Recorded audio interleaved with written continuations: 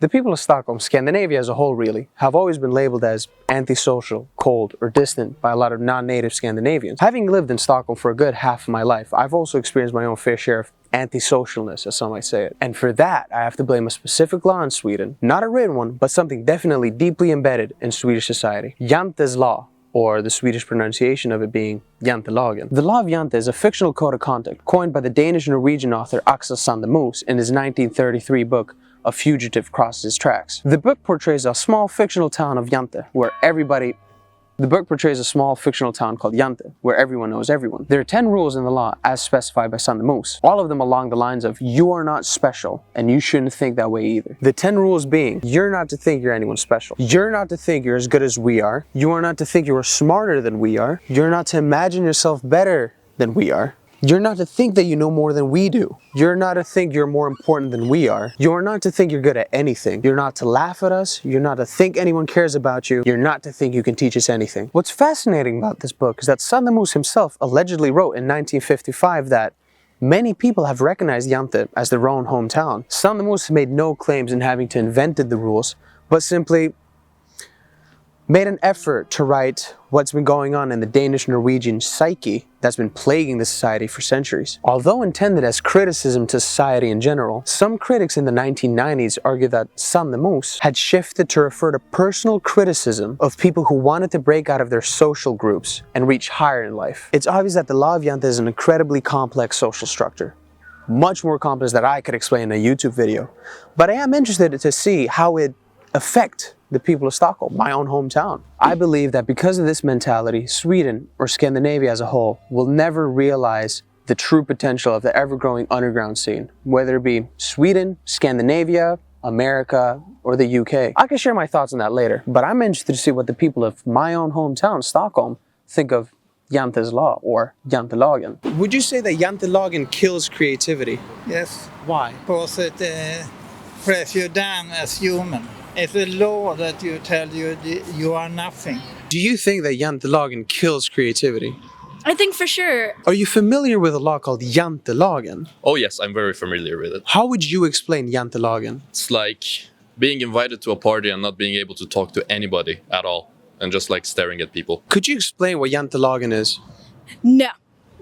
How? I don't know. I'm not sure with the specificity of Jantelagen. I think it has to do with being not special, like not standing out, I guess. Just following the crowd. Would you say that Jantelagen exists in today's Swedish society? Yes, in some part, yes. I think it exists all over the world in some small part.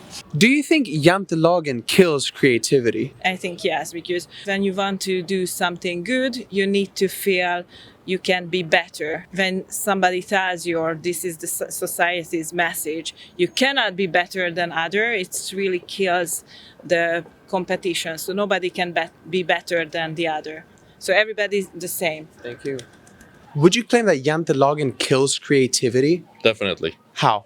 Because if you can't talk to people, you can't evaluate your thoughts outside of your own spectrum. And if you can't do that, then your thoughts die. I personally believe that being humble is a great trait to have in life. Nobody wants to hang out with a braggadocious douchebag, but everybody still wants to think that they've done enough or are worthy enough in life. Being humble is all about balancing your pride and your humility, so you don't come across as either too meek or too arrogant. Because of Jante's law, Swedish people are always minding their own business. They don't really want to stand out and don't really go out of their way to speak to someone unless spoken to. Well, until they start drinking, then that law completely flies out the window. But Sweden's drinking culture is something completely different to get into. As someone deeply invested in Sweden's underground music scene and just underground music in general, I've noticed that Jante's law has severely impacted my community, both positively and negatively. I don't really see people reaching out to others to work on collaborative projects. I don't really see artists help other artists in the same way the American or the English music scene does. Sweden has and always felt like it's been a every man for himself type of country. They really like seeing you work for something and hate putting you on anything. Personally speaking, when I first started making music, nobody ever helped me with anything. When I first started making videos, no one helped me out with anything. All my life, from what I can remember, I was always doing my own thing, kinda, and everyone around me was doing their own kind of thing as well. Not trying to complain, but that's just how it was. But on the other hand, I just love how down to earth most Swedish celebrities or anyone with high social status in Sweden really has been. I meet a lot of artists here quite often, and every time I've come in contact with them, they've always been super nice to me. I've never had anyone brag to my face. I've never been flexed on. I've never been treated like someone lesser. And I think I'd have to thank Yantans Law for that. Now, before I conclude anything, I'd also like to ask my friend Stefan about this law as well. Stefan is a 22-year-old man from Gothenburg that actually Aftonbladet themselves also interviewed him before for his controversial takes. Stefan was actually the one that taught me what the Law of Jante was to begin with. So let's ask him what he thinks about it. Alright, let me start